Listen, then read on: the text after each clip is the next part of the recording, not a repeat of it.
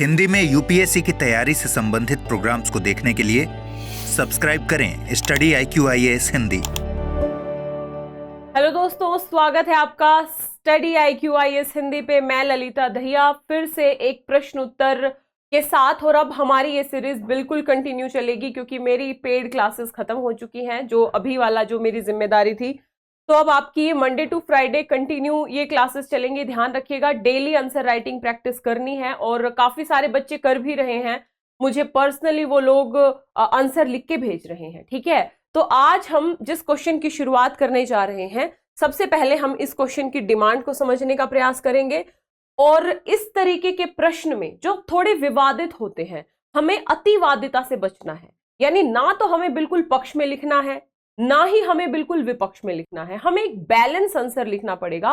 और साथ ही यदि हम किसी समिति या किसी आयोग या किसी बड़े व्यक्तित्व को आधार बना के कोई बात कहेंगे इस तरीके के क्वेश्चन में, तो ज्यादा संभावना है कि हमारे आंसर को सकारात्मक लिया जाएगा। क्वेश्चन है समान सिविल संहिता के ऊपर। आपको पता है कि समान सिविल संहिता एक विवादित बात है। भारत में बहुत सारे लोग ऐसे हैं जो समान सिविल संहिता का समर्थन करते हैं, बहुत सारे ऐसे हैं जो समान सिविल संहिता का विरोध करते हैं। लेकिन हम ना तो पूरी तरीके से समर्थन करेंगे, ना पूरी तरीके से विरोध करेंगे। हमें बैलेंस आंसर लिखना पड़ेगा। हाँ, हम बात करेंगे प्रगतिशीलता की कि हाँ भाई होनी चाहिए प्रगतिशीलता, लेकिन डेमोक्रेसी में सबके मतों को समाहित करके हम इस तरीके के कार्य को अंजाम तक पहुंचाएं। ठीक है, तो सबसे पहले ध्यान रखिएगा, क्वेश्चन है एक एकीकृत राष्ट्र के लिए एक रूपता का होना आवश्यक नहीं है। यह बड़ा इंपॉर्टेंट स्टेटमेंट है, ध्यान रखिएगा। एक एकीकृत राष्ट्र के लिए एक रूपता का होना जरूरी नहीं है। पहले इस लाइन को थोड़ा अपने दिमाग में सोचो। यानी क्या भारत को एकीकृत बनाना है तो हमें एक रूपता लानी पड़ेगी? यानी क्या हमें अपनी विविधताओं को समाप्त करना पड़ेगा पूरी तरीके से? ध्यान रखिएगा, विविधताओं के साथ भी एकीकृत राष्ट्र बनाया जा सकता है। ये मैं नहीं बोल रही हूं, ये हमारे विधि आयोग ने बोला था, और ये हमारे विधि आयोग का स्टेटमेंट है जो आपको दिख रहा है। इस संदर्भ में, यानी क्या इस संदर्भ में जो एक समान सिविल संहिता के गुणों और दोषों की विवेचना कीजिए। ध्यान रखिएगा, आपसे यहां पे ये नहीं पूछा है समान सिविल संहिता क्या है, तो आपको बहुत ज्यादा विस्तार में आधे पेज में लिखने की जरूरत नहीं है। आप इसकी शुरुआत कर सकते हो और कहीं ना कहीं आपको अपने आंसर से ये पुष्ट करना पड़ेगा कि वास्तव में एक एकीकृत राष्ट्र के लिए एक रूपक कानूनों का होना ही जरूरी नहीं है, बल्कि हम विविधता के साथ भी एक एकीकृत राष्ट्र बना सकते हैं। तो चलिए इस क्वेश्चन की शुरुआत करते हैं। सबसे पहले हम बता देंगे, हमें याद है सबको कि भाई हमारे संविधान के अनुच्छेद आर्टिकल 44 के तहत भारत को एक संपूर्ण राज्य क्षेत्र में अपने सभी नागरिकों के लिए समान सिविल संहिता को लागू करने के लिए निर्देशित किया गया है। यानी राज्य का यह कर्तव्य है कि वो अपने संसाधनों के साथ साथ, मतलब जैसे जैसे राज्य के संसाधन बेहतर होंगे, क्योंकि सारे DPSP वहीं पे लागू, मतलब इसी बात पे लागू होते हैं कि राज्य प्रयास करेगा देश के सभी नागरिकों के लिए समान सिविल संहिता को लागू करने की। ध्यान रखिएगा, यानी समान सिविल संहिता का मतलब क्या? यह अनिवार्य रूप से सभी भारतीयों को जो व्यक्तित्व विषय होते हैं, जो सिविल विषय होते हैं, जैसे विवाह है, तलाक है, उत्तराधिकार है, गोद लेना है इत्यादि को धर्म के आधार पर भेदभाव किए बिना या जनजातियों के आधार पर, उनकी प्रथाओं के आधार पर विभेद किए बिना एक समान विधि द्वारा शासित करने हेतु निर्देशित करता है कि राज्य प्रयास करेगा कि सभी धर्मों के सिविल कानून भी समान हो। आपराधिक कानून तो सबके समान है। एक हिंदू किसी का खून करता है या एक मुस्लिम किसी का खून करता है, दोनों को मर्डर के आरोप में सीधा एक समान लॉ है दोनों के लिए, लेकिन सिविल लॉज अलग अलग हैं।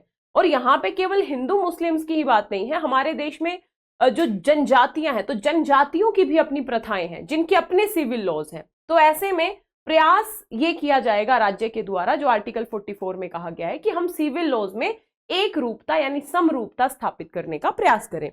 हालांकि बहुलवादी भारत में जो यूसीसी है वो व्यक्तिगत कानूनों के सामंजस्य के संदर्भ में विवाद का मुद्दा शुरू से ही रहा है। वर्तमान में भी जो यूसीसी है वो विवाद का मुद्दा तो है ही, ध्यान रखिएगा।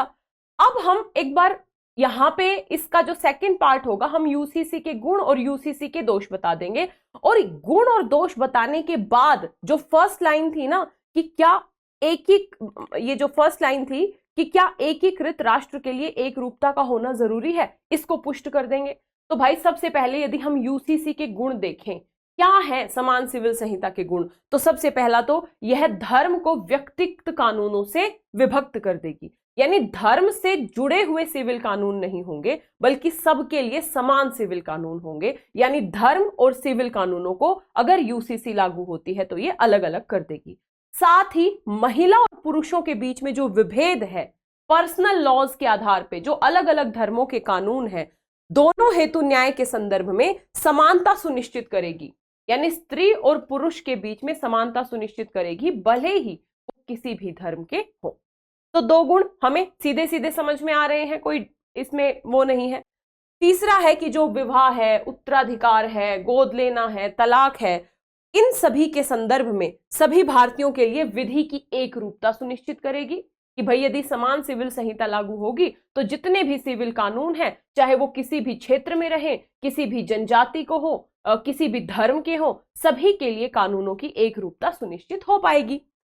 जो अगला इंपॉर्टेंट एस्पेक्ट है इसका कि महिलाओं की स्थिति सुधारने के लिए जो समान सिविल संहिता है वो जरूरी है, और महिलाओं की स्थिति सुधारने में समान सिविल संहिता सहायता करेगी, क्योंकि जो भारतीय समाज है अधिकांशतः पितृसत्तात्मक है। यानी हमारे यदि पर्सनल लॉज भी हैं तो वो पुरुषों के पक्षधर हैं महिलाओं के बजाय। ध्यान रखिएगा, जो भी हमारे प्राचीन धार्मिक नियम हैं वो पारिवारिक जीवन को नियंत्रित करते हैं और महिलाओं को अधीन बनाए रखने का काम करते हैं। आप किसी भी धर्म को उठा लीजिए, हर धर्म के पर्सनल लॉज के अकॉर्डिंग यदि हम चलने लगे तो महिलाओं का तो शोषण हो जाएगा, महिलाएं तो पिछड़ी ही रहेंगी। ध्यान रखिएगा, बिल्कुल विभेद करते हैं पर्सनल लॉज। जैसे आप यहाँ पे एक एग्जाम्पल के तौर पे लीजिए, जो मुस्लिम पर्सनल लॉ विवाह को मान्यता देते हैं, पुरुषों के एक से ज्यादा विवाहों को मान्यता देते हैं। पुरुषों को तो देते हैं कि हाँ आप 4 विवाह कर सकते हो, महिलाओं को तो नहीं देते। मैं ये नहीं कह रही कि महिलाओं को भी देना चाहिए, लेकिन विभेद आपको दिख रहे हैं ना। आपको 3 तलाक जैसी व्यवस्था दिख रही है, आपको निकाह हलाला जैसी व्यवस्था दिख रही है, या आपको अलग अलग धर्मों में, जैसे हिंदू धर्म में भी महिलाओं को पुरुषों की तुलना में क्या है, महिलाओं को पुरुषों की तुलना में कमतर माना जाता है। भाई स्वाभाविक सा सत्य है ये, ठीक है। तो अगर हमें महिलाओं की गरिमा को बनाए रखना है तो यूसीसी को लागू करना जरूरी है। मतलब एक गुण हो जाएगा कि यदि हम यूसीसी को लागू करेंगे तो महिलाओं की जो स्वतंत्रता है या जो महिलाओं की स्थिति है उसे सुधारने में हम हेल्प कर पाएंगे।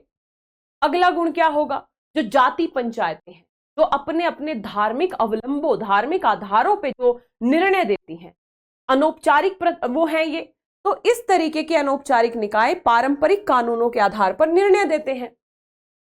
यदि हम समान सिविल संहिता लागू कर देंगे तो इस तरीके के जो पारंपरिक कानूनों का जो अस्तित्व है वो कम हो जाएगा, और जो एक लीगल बाध्यता है कि भाई हम समान कानून रखें सबके लिए, यानी समान सिविल संहिता पारंपरिक कानूनों के बजाय वैधानिक कानूनों का अनुपालन सुनिश्चित करेगी, और ये वैधानिक कानून सबके लिए समान होंगे।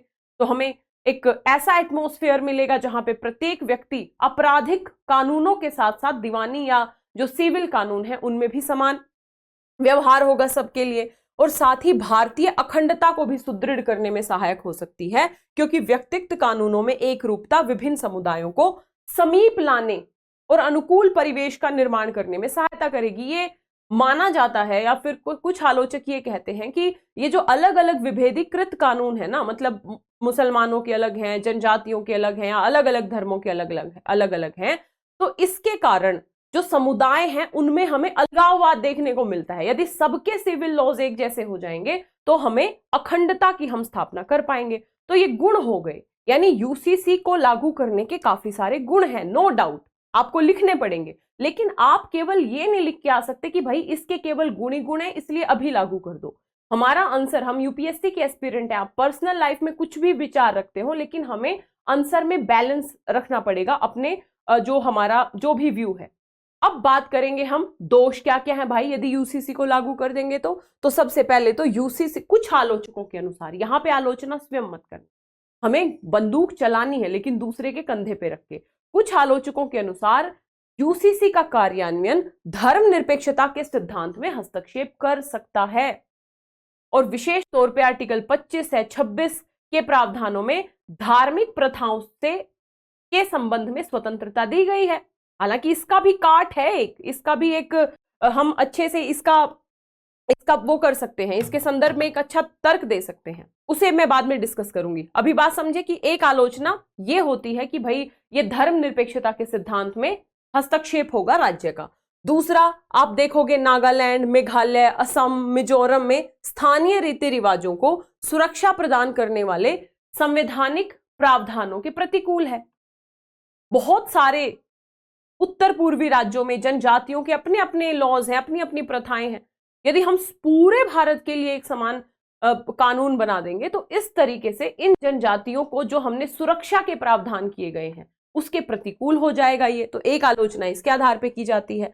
उसके बाद कुछ रूढ़िवादी धार्मिक जो समूह हैं उनके द्वारा भी इसका विरोध किया जाएगा, जो इस प्रकार के परिवर्तनों के विरुद्ध है, क्योंकि वो सीधे सीधे मानते हैं कि इस प्रकार का जो कानून होगा वो हमारी धार्मिक प्रथाओं में हस्तक्षेप होगा। तो कुछ रूढ़िवादी धार्मिक समुदाय भी इस प्रकार के परिवर्तन का विरोध करते हैं। और क्या दोष हो सकते हैं? सरकार हेतु सभी धार्मिक, अब दोष हमने देख लिए, ठीक है, दोष हो गए। अब हम आएंगे इस मुद्दे पे कि क्या होना चाहिए। सरकार द्वारा सभी धार्मिक समुदायों द्वारा स्वीकृत एक समान विधि का निर्माण कठिन होगा। यह भी हम दोष में ही शामिल कर सकते हैं कि भाई एक समान स्वीकृति सबकी प्राप्त करना कठिन होगा ना। मान लो हम अलग अलग धर्मों की स्वीकृति भी प्राप्त कर लें तो जनजातियां बच गई, उनको कैसे समझाएंगे? अब एक जनजाति की एक समान प्रथा हो उसमें भी चलो कुछ संशोधन किया जाए, लेकिन यहां तो जनजातियों की दुनिया भर की अलग अलग प्रथाएं हैं, अलग अलग रीति रिवाज हैं, अलग अलग परंपराएं हैं, तो उनको समाहित करना ये काफी जटिल काम हो जाएगा। और डेमोक्रेसी में आप रूल को थोप नहीं सकते हो किसी के ऊपर, आपको सहमति बनाने का प्रयास करना पड़ेगा। तो एक दोष ये हो गया। इसके लिए सभी धार्मिक समूहों, भले ही वो बहुसंख्यक हो, अल्पसंख्यक हो, व्यक्तिगत कानूनों में परिवर्तन का समर्थन किया जाना अनिवार्य होगा। भाई सभी यदि कानून का समर्थन करेंगे तभी तो हम उसको लागू कर पाएंगे। मान लीजिए यदि बिना समर्थन के, बिना स्वीकृति के सरकार लागू भी कर देती है तो लागू तो व्यक्ति को ही अपने ऊपर करना पड़ेगा ना, वो नहीं मानेगा कानूनों को। मतलब हालांकि वो एक अलग बात है कि भाई उसके लिए फिर दंड का प्रावधान किया जा सकता है, लेकिन बेहतर क्या होगा, डेमोक्रेसी के नजरिए से बेहतर क्या होगा कि हम प्रत्येक धर्म, प्रत्येक संप्रदाय, प्रत्येक जनजाति के लोगों को समावेशित कर सकें डिसीजन मेकिंग में और अनिवार्य तौर पे उनकी स्वीकृति प्राप्त कर सकें, और उसके बाद यदि हम इसको लागू करेंगे तो ये और बेहतर तरीके से लागू हो पाएगा। ध्यान रखिएगा, यूसीसी का प्रारूपण एक मतलब इसको लागू करना, इसका क्रियान्वयन एक बहुत बड़ी बाधा होगी, क्योंकि इस संबंध में आम सहमति नहीं है। यह व्यक्तिगत कानूनों के एक मिश्रण के रूप में होना चाहिए या संवैधानिक अधिदेश के अधीन एक नए कानून के रूप में, या तो फिर आप संविधान संशोधन करके एक पूरा पर्टिकुलर कानून बना दो और उसे थोप दो। लेकिन ये ज्यादा हम ये कह सकते हैं डेमोक्रेसी के नजरिए से सही नहीं माना जा सकता है, ठीक है। तो हम, और बेसिकली हम नहीं कह रहे हैं, कुछ आलोचक का नाम लेना कि भाई कुछ आलोचकों के अनुसार ये डेमोक्रेसी के नजरिए से सही नहीं ठहराया जा सकता है कि हम थोपे, हमें स्वीकृति प्राप्त करने का प्रयास करना पड़ेगा। तो हमने क्या देखा कि भाई यूसीसी क्या है ना, कहाँ इसका प्रोविजन है, इसके बाद इसके यूसीसी का मतलब क्या है कि भाई सिविल कानून वाली बात बता दी, यूसीसी के गुण क्या है, यूसीसी के दोष क्या है। अब हम आएंगे एक बैलेंस कंक्लूजन पे। विधि आयोग ने यह कहा था कि भाई धर्मों के मध्य विभेद को समाप्त करने के लिए यूसीसी का निर्माण करने के बजाय, विधि आयोग की रिकमेंडेशन है, उन्होंने ये कहा था कि क्यों ना हम सभी धर्मों के मध्य जो ये विभेद है ना, इनको समाप्त करने के लिए यूसीसी के बजाय आर्टिकल 13 के तहत व्यक्तिगत कानूनों के संहिताकरण को प्राथमिकता दे। यानी ध्यान से सुनिएगा, यानी जो हर धर्म के पर्सनल लॉज हैं या जो जनजातियों इत्यादि की जो प्रथाएं हैं, परंपराएं हैं, उनके नेगेटिव एस्पेक्ट्स को ढूंढे कि भाई कहाँ किसी का शोषण हो रहा है, कहाँ हमें किसी विभेद से एक बड़े वर्ग का शोषण नजर आ रहा है, तो हम ऐसे नकारात्मक प्रावधानों को ही समाप्त कर दें। अल्टीमेटली विधि आयोग का कहना था कि अल्टीमेटली समान सिविल संहिता का उद्देश्य भी तो यही है कि भाई हम सबकी गरिमा का ध्यान रखें, हम समानता स्थापित करें, हम शोषण से बचाएं। तो यदि हम पर्सनल लॉज के नेगेटिव एस्पेक्ट्स में ही परिवर्तन कर दे समान सिविल संहिता के बजाय, तो वो ज्यादा सही होगा। ध्यान रखिएगा, मूल अधिकारों और धर्मों की बहुलता और इस तरीके का जो प्रोविजन है वो फंडामेंटल राइट्स और धर्मों की बहुलता के संरक्षण के भी अनुकूल होगा। और इसी के संदर्भ में विधि आयोग ने कहा था कि एक एकीकृत राष्ट्र के लिए एक रूपता का होना कतई आवश्यक नहीं है। जरूरी नहीं है कि एक राष्ट्र तभी एकीकृत रह पाएगा जब सभी धर्म समान होंगे, जब सभी भाषाएं समान होंगी, है ना, जब सभी परंपराएं रीति रिवाज समान होंगे। हम विविधता में भी एकीकृत राष्ट्र बना सकते हैं, लेकिन हाँ, जहां पे विविधता के नेगेटिव एस्पेक्ट्स हैं, यानी जहां पे हमारे या किसी भी धर्म के पर्सनल लॉज महिला या फिर अन्य व्यक्तियों की गरिमा का उल्लंघन कर रहे हैं, असमानता बरत रहे हैं, हम पर्टिकुलर उनमें चेंज कर दें यूसीसी के बजाय। ध्यान रखिएगा, तो ये रिकमेंडेशन विधि आयोग ने कही थी। साथ ही यूसीसी ना तो आवश्यक है और ना ही वांछनीय है, ध्यान रखना। हालांकि फिर हमें इससे आगे भी एक अपना व्यू पॉइंट भी देना पड़ेगा ना। ये तो हमने विधि आयोग की बात बता दी, अब हम अपना व्यू पॉइंट देंगे, तभी तो एग्जामिनर को लगेगा कि हाँ, स्टूडेंट का भी अपना एक व्यू पॉइंट है, इसके ऊपर अपना एक निष्कर्ष है। हालांकि यूसीसी को लागू करने का निर्णय लिया जाता है तो इसका उद्देश्य सुभेद्य वर्गों के विरुद्ध होने वाले, यानी जो भी कमजोर वर्ग हैं उनके विरुद्ध होने वाले भेदभाव की समाप्ति तथा विविध सांस्कृतिक प्रथाओं में सामंजस्य होना चाहिए। यदि हम यूसीसी को लागू करना चाहते हैं तो इसका उद्देश्य होना चाहिए कि जो सुभेद्य वर्ग, उनके खिलाफ जो भेदभाव हो रहे हैं, हम उनको समाप्त कर सकें। साथ ही इसका जो प्रवर्तन है वो प्रभावित पक्षों की सहमति से, मतलब हम अपने निष्कर्ष में भी ये बात लिख सकते हैं कि भाई इसका प्रवर्तन हो, हम भी ये चाहते हैं, लेकिन इसका प्रवर्तन सभी की सहमति से होना चाहिए।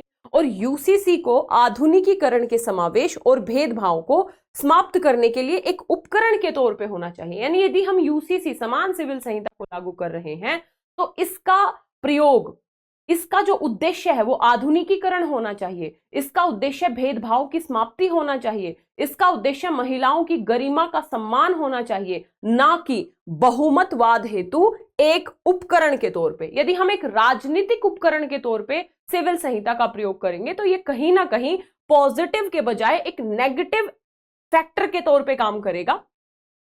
बस एक लाइन कह दी तो हमारा कंक्लूजन समाप्त हो गया, और इसमें कुछ गलत भी नहीं है, इसमें कोई क्वेश्चन भी नहीं उठा सकता कि भाई सही बात है, यूसीसी का उद्देश्य क्या होना चाहिए? आधुनिकीकरण, समानता, सुभेद्य वर्गों का कल्याण, महिलाओं की गरिमा का संरक्षण, ना कि एक पॉलिटिकल उपकरण। सिंपल सी बात है। आंसर अच्छा लगा होगा आप लोगों को। और इस आंसर में अब आप ये देखो, एक एकीकृत राष्ट्र के लिए एक रूपता का होना आवश्यक नहीं है, समान सिविल संहिता के विचार के गुण और दोषों की विवेचना करें। तो भाई सबसे पहले फैक्टर हमने क्या लिखा, समान सिविल संहिता का क्या है और कैसे कैसे ये विवाद का मुद्दा है, क्यों है, इसके गुण क्या हैं, इसके दोष क्या हैं, और दोषों के बाद हमने सीधा इस मुद्दे पे डिस्कशन कर दिया कि वास्तव में ये बात तो सही है कि एक एकीकृत राष्ट्र के लिए एक रूपता का होना कतई जरूरी नहीं है। और विधि आयोग ने भी ये कहा है कि भाई आप यूसीसी को लागू करने के बजाय जहां पे विभेद हैं उन विभेदों को दूर कर दो ना, ऐसे कानून ले आओ, ऐसी जैसे हमने 3 तलाक को खत्म कर दिया है ना, तो हम इस तरीके के कानून ला सकते हैं। लेकिन उसके बाद हमें अपना निष्कर्ष भी देना होगा, तो हम कह सकते हैं कि हम निर्णय ले सकते हैं, लेना चाहिए, लेकिन सबकी सहमति से, और इसका उद्देश्य ये होना चाहिए ना कि पॉलिटिकल उपकरण के तौर पे इसका प्रयोग होना चाहिए। ठीक है, आशा करती हूं आपको क्वेश्चन अच्छा लगा होगा। दोस्तों ध्यान रखिएगा, 11 सितंबर से, 11 सितंबर मतलब अभी कुछ दिन बाद नया बैच शुरू होने वाला है, P2I batch, P2I batch study IQ की ऐप पे। ये प्रीलिम्स, मेंस और इंटरव्यू तीनों लेवल की प्रिपरेशन कराएगा। डेली 3 घंटे की लाइव क्लासेस होती हैं, 13 से 14 महीने में पूरा सिलेबस कंप्लीट हो जाएगा। Daily answer writing, weekly test series, मतलब अगर 13-14 महीने आप अपने आप को व्यस्त रख के सकारात्मक दिशा में मेहनत करना चाहते हैं तो निश्चित तौर पे आप इस बैच से जुड़ सकते हैं। यदि बैच से जुड़ना है तो स्टडी IQ की ऐप या वेबसाइट पे जाना है, या इस वीडियो के डिस्क्रिप्शन बॉक्स में लिंक दिया होगा, वहां पे जाके आप एडमिशन ले सकते हैं। एडमिशन लेने से पहले आपको कोड यूज करना है LD Live, LDLIVE। LD Live code के साथ ये कंप्लीट बैच आपको मात्र 29,999 में मिल जाएगा। 2 साल की वैलिडिटी है, दुनिया भर की सुविधाएं हैं। ध्यान रखिएगा, बेस्ट टीम के साथ आपको पढ़ने का मौका मिलेगा, मेहनत करने का मौका मिलेगा। LD Live कोड का प्रयोग जरूर करें। इसके साथ ही यदि आपको PDF चाहिए तो PDF के लिए मेरी पिछली कुछ क्लासेस की PDF आपको नहीं मिली है, वो सारी PDF आपको 1-2 दिन में सब PDF मिल जाएंगी। PDF के लिए आपको Telegram channel Lalita Dahiya academy पे जाना है। ध्यान रखिएगा, इंस्टाग्राम और फेसबुक पेज सेम नाम से सारे अकाउंट है मेरे, आप जुड़ सकते हैं। आशा करती हूँ आपको क्वेश्चन समझ में आया होगा और अच्छा लगा होगा। अगर ये सीरीज आपको अच्छी लग रही है तो आपको इसको समर्थन, मैंने पहले ही कहा था फर्स्ट क्लास से, यदि आप लोगों का जुनून, आप लोगों का उत्साह कमजोर पड़ा तो फिर इतनी मेहनत करना व्यर्थ हो जाएगा मेरे लिए, फिर उसका कोई मतलब नहीं रह जाएगा। इसलिए आप लोगों का ये दायित्व है, इस वीडियो को जितना ज्यादा शेयर कर सकते हैं उतना ज्यादा शेयर किया कीजिए, लाइक कीजिए, कमेंट कीजिए, यदि चैनल पे नए हैं तो सब्सक्राइब कीजिए, और इस तरीके के क्वेश्चंस आते रहेंगे। ध्यान रखना, इजी क्वेश्चन मेंस में नहीं आते हैं। आपका एक मैच्योर लेखन शैली आपकी विकसित होनी चाहिए, और इस तरीके के क्वेश्चन में यदि आप केवल एक पक्षीय होकर लिखाएंगे तो फिर गए काम से, नहीं मिलेंगे नंबर। आपको बैलेंस लिखना पड़ेगा, और यदि आपको एक तरफा लिखना भी पड़ रहा है तो किसी के परिप्रेक्ष्य में, जैसे यहां पे हमने विधि आयोग का नाम लेके वो बातें लिखी, अपना नाम लेके नहीं लिखी हैं, ठीक है। तो इसी तरीके के क्वेश्चंस से जुड़ते रहिएगा। आशा करती हूं आप आंसर राइटिंग कर ही रहे हैं। मिलेंगे कल की क्लास में, तब तक के लिए जय हिंद, जय Bharat, all the best. Hindi में UPSC की तैयारी से संबंधित प्रोग्राम्स को देखने के लिए सब्सक्राइब करें स्टडी IQ IAS हिंदी।